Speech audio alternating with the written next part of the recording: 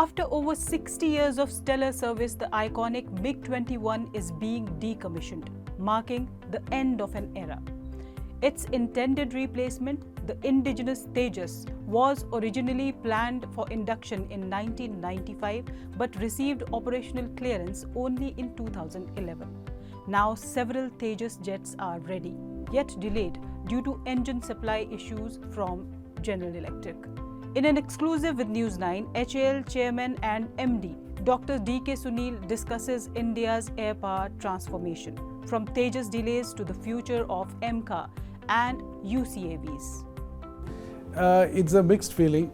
The MiG is a very versatile aircraft, very close to our heart. It is one of the most wonderful, versatile aircraft ever designed. You can understand Mark II is twice the speed of sound. This was designed way back in the 60s, 50s. You know, HAL started producing this in the 60s, and it has gone through many different versions, upgrades. We produced a few hundred of them. They served the country over the last 60 years. I remember one technician telling me that most pilots used to ask just 3 questions. हवा है, तेल है, चक्की चल रहा है, and they would fly. They had so much confidence on this aircraft, and definitely it will leave a fantastic legacy in the Indian Air Force. These aircraft were upgraded starting from 2000, and all of them have been going on through overhauls, so we could have used that. But I think modernization is also an ongoing effort, because the scenarios also have changed. If you see today the war scenarios, whether it is Ukraine or here, we need equipment, avionics, which are looking much farther and looking at it in different forms. For example, it's not just the radar. You look at the IR signature, you need to have jammers.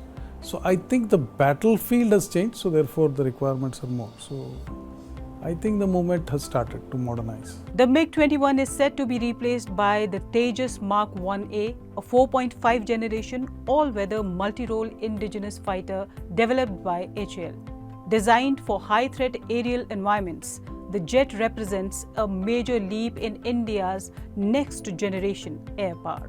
In 2021, HAL signed a Rs 5,375 crore deal with GE Aerospace for 99 F404 engines to power the Mark 1A. However, deliveries have been delayed, with only 3 engines delivered so far.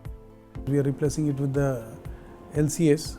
We have now 83 on order, and another 97 we will get. So I think the time has come where we move over to the newer generation aircraft. We will be able to close this 83 order by 31-32. We will be able to close this order, deliver all the aircraft by then. GE also has assured us that they will ramp up the engine deliveries to 24. So it's, I think, dependent on this, but we are building all the aircraft. Our production line is running. So we will be able to close this order by 31-32. So you are being blamed of not delivering on time? See, I think I did clarify even during the air show when this came up. We've been working on it, and today, as you know, we have 3 engines already. There has been a problem with the supply of the engines from GE. They have had their own sourcing issues, and we have been in continuous engagement with them. We have got 3 engines. We have built today 9 aircraft. They are ready. We have flown them with the Cat B engines, and we have done the contractor sorties that kept them aside. So we have 9 aircraft ready as of today. And we also have some software issues regarding the radar and missile and all that's going on. So we anticipate that in October we will be able to deliver these aircraft, the 3 at least that we have. Even General Electric has assured us that they will give us 12 engines this year and 20 engines the next year. Even taking a couple of, maybe we'll get 10. So we feel that 10 to 12 aircraft is definitely possible in this financial year, because with the aircraft are ready, built. So it's now dependent on the engine supplies. I think we will be able to do that. So definitely the Production will start rolling. The design and development activities are coming to a close with these firings, a couple of, that is the air-to-air missile and the BVR, which is the Astra. So I'm confident that October we will have some good news.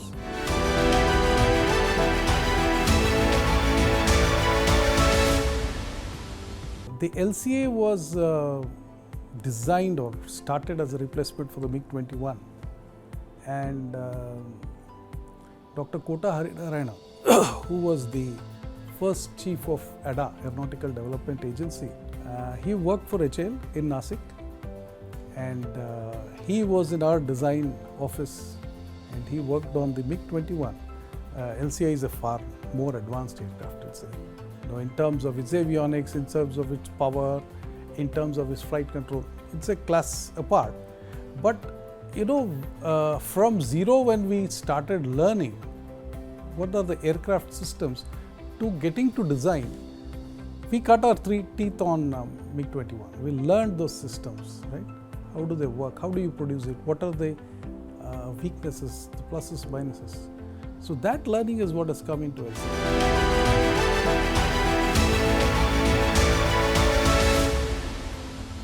The first aircraft from the third line in Nasik is expected to fly in the next month, in October. So we will have 3 lines running. So capacity is available now to produce 24 aircraft. We also have effectively a 4th line in the private sector, where we are getting the fuselage assemblies from the private sector.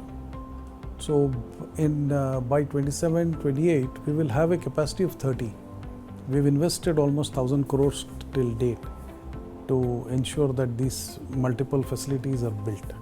So I think we have built the capacity, and once these design and development issues are sorted out and the engine supplies ramp up, I think we can start supplying the aircraft in numbers. India's push for self-reliance faces a key challenge: critical dependencies.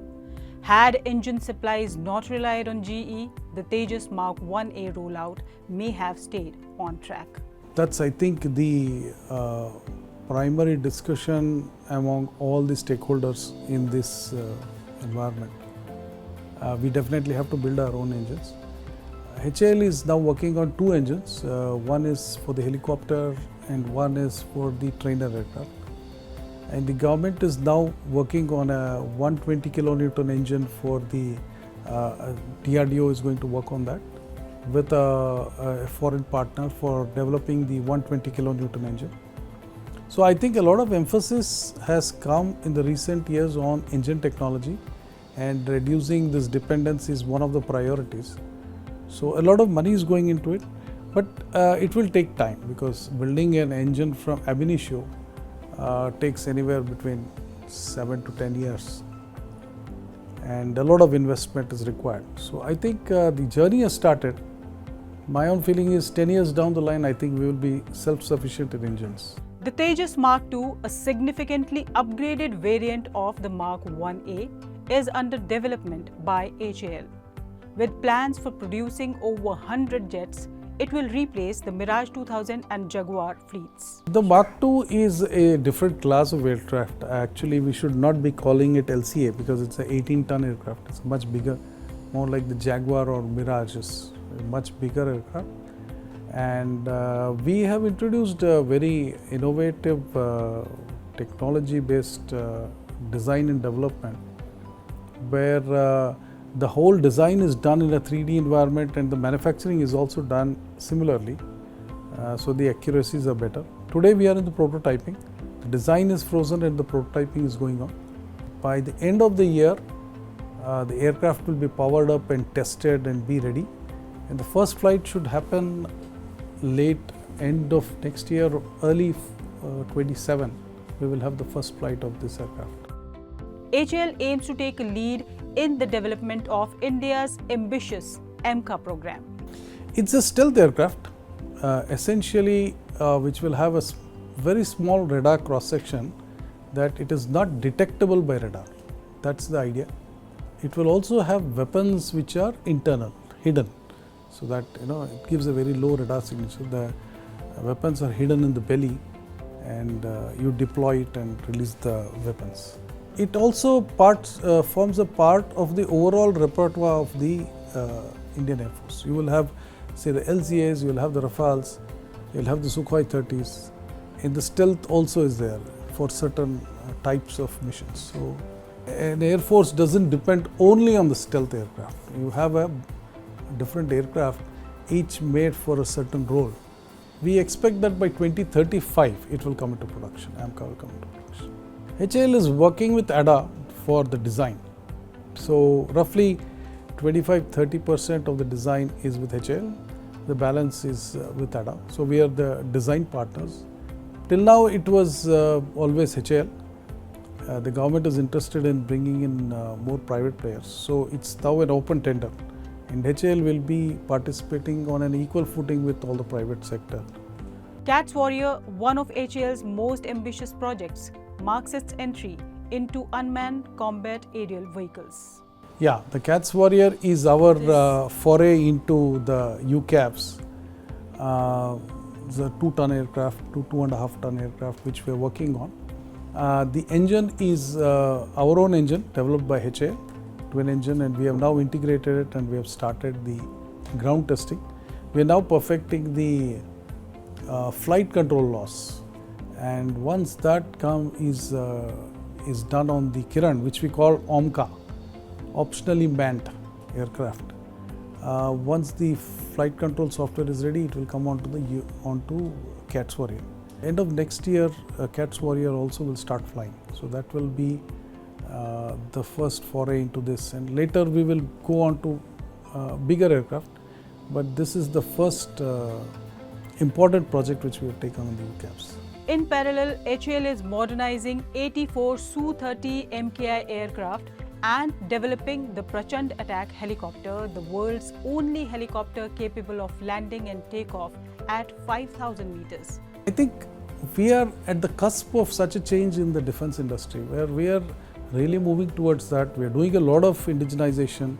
I think that is the journey that the country will take as a whole, and I'm sure a decade down the line we will be in a position where we say yes, we are self-reliant. It's a call that the Prime Minister has given.